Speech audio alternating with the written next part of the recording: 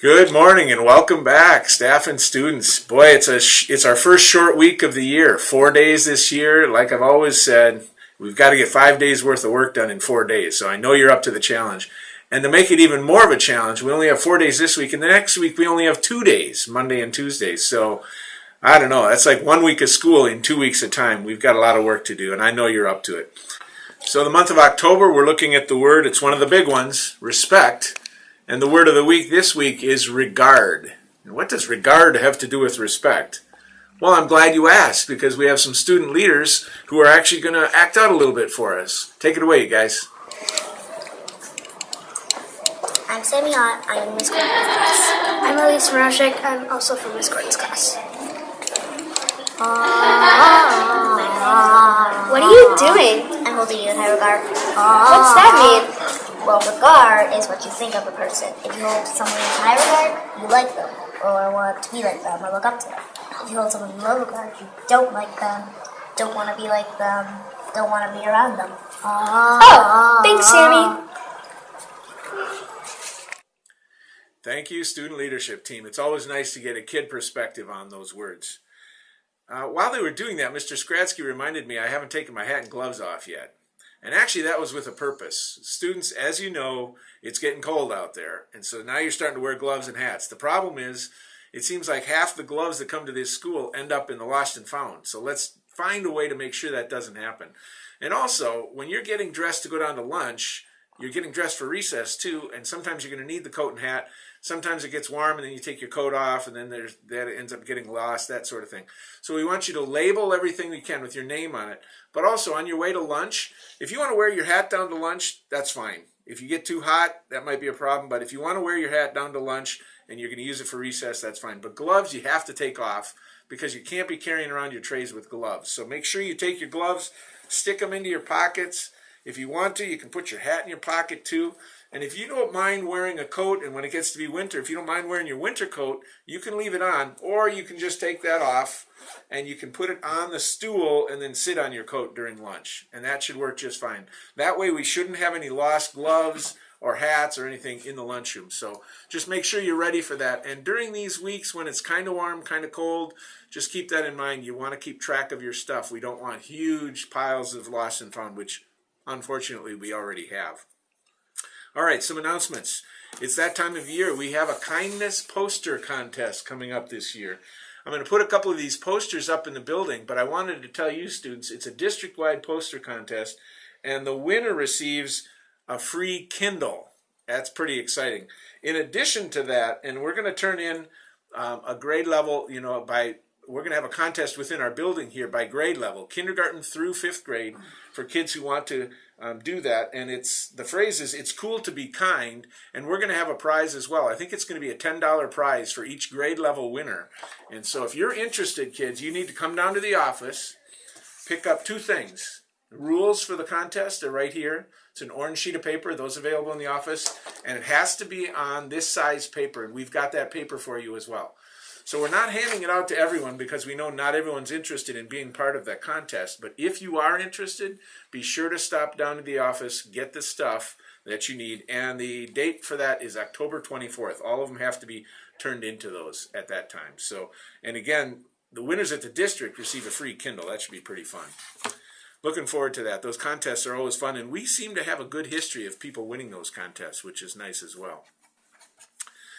All right, well, I have some students to honor, and that's one of my favorite things to do, and we've had teachers turn in names, kids who already, this early in the year, are already distinguishing themselves for the great things they're doing. Our first one is Cam, one of our first graders. Come on over here.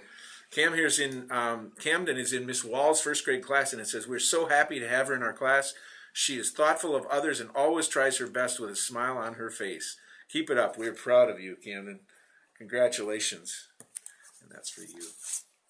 And then we have KC, who's one of our 2nd graders, Miss Barthelme's class. And it says here that KC is a positive and respectful member of our class. He shows respect on a daily basis to his teachers and classmates. When it's time to listen, KC is usually one of the first to be ready and waiting. Keep up the great leadership, KC. Congratulations, bud. There you are. Oh, this is fun. Liam, come on over. Liam here is in Miss Benner's class, and it says here that Liam is being recognized for his outstanding academic work and dedicated focus in school. He makes learning a priority, is a great role model in class, he has a true dedication to school. He's willing to share his knowledge with his classmates.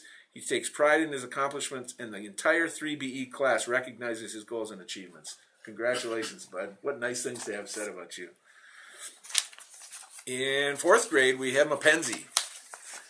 Mackenzie here is always respectful of others and their feelings. He's always willing to step in and help. He goes out of his way to make sure everyone is happy and feeling welcomed. Ms. Rademacher, yeah, congratulations to you as well. Keep up the great work. And last but not least, Femi, come on over. Our 5th grade leaders, and here's one of them. Femi needs to be recognized this morning because she rocks at math. Not only does she have all of her assignments turned in on time, she asks questions when she doesn't understand something, and she's doing an outstanding job on the first math test. Keep up the great work, Femi.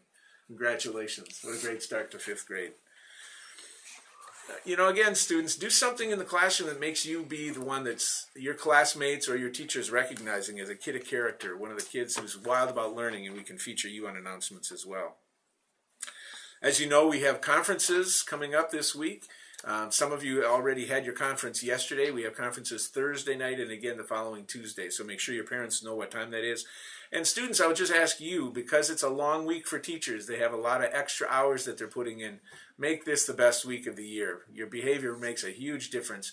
If your teacher's in a good mood at the end of the day on Thursday, those conferences Thursday night go a lot better. So do what you can to take care of our teachers this week. And students, you may have noticed we're trying some new things in the hallway. We're trying to get away from classes crisscrossing and having to wait, and there are big traffic jams in our hallways. So just pay attention to what your teacher's asking. But students, I would ask you, what could really help is if you don't let your class get too stretched out. When you're walking down to the art class, stay up with your classmates so that when you're there, the whole class can go and it doesn't stretch out all the way down the hallway. It helps a lot if you're kind of closer together so that you can get there efficiently. But we're trying to work out the kinks in the hallways, so anything you can do to help with that would be great. All right, students, before we get to my jokes this week, we've got a live joke producer here. Gabe came down and he's got something to share with us. Gabe from Miss Rademacher's class. Come on over, bud. All right. So these jokes are all about a narrator who he has a dog, and he told a bunch of puns about his dog. All right. So let's begin. So there's this dog, okay, and he lives in a treehouse because he likes the bark. Boom. So sometimes when people don't like him, he can be pretty rough with them. Now, you've got to give me a pause for that one. Come on. Now, once I climbed up the ladder to check on the dog, and then I noticed that part of the ladder was chewed off. So I said, "Dog, And that's Gabe, future stand-up comic right here at Oxbow Creek. Congratulations. Thanks. All right, that's great. I do have some jokes for the end of the week, too, so you guys come on over and join me here. This one's from Alexis in 4WI. It says, what do you get when you cross a porcupine with a snail? You get a slowpoke. I like that one. This one's Mia in 5DE. What did the butter say to the ketchup when they were running a marathon? Butter ketchup. And this one, hard to read, but I think I can. Hannah from 4WI. What's a frog's favorite restaurant? The IHOP. International House of Pancakes, the IHOP. Good jokes all. Everybody enjoy the 4 days. Let's make it a great one.